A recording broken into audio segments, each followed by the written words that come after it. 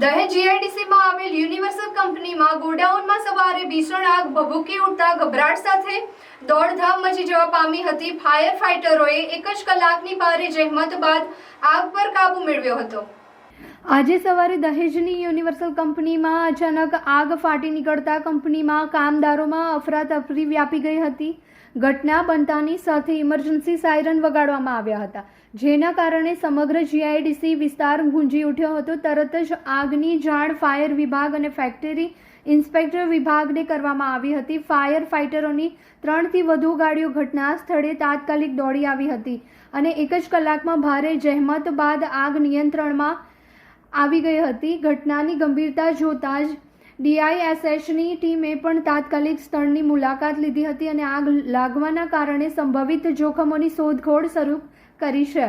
ઘટનાને પગલે ગોડાઉનમાંથી ધુમાડા ઉઠતા જોવા મળ્યા હતા, જો કે સદનસીબે આ ઘટનામાં કોઈ જાનહાનિ થઈ ન હતી।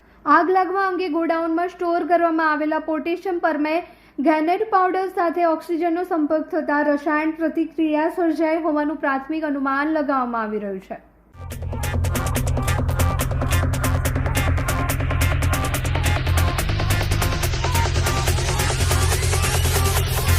राधा गोवालड़ी ना घर पछवाड़े मोहन मोरले वगाड़े जो।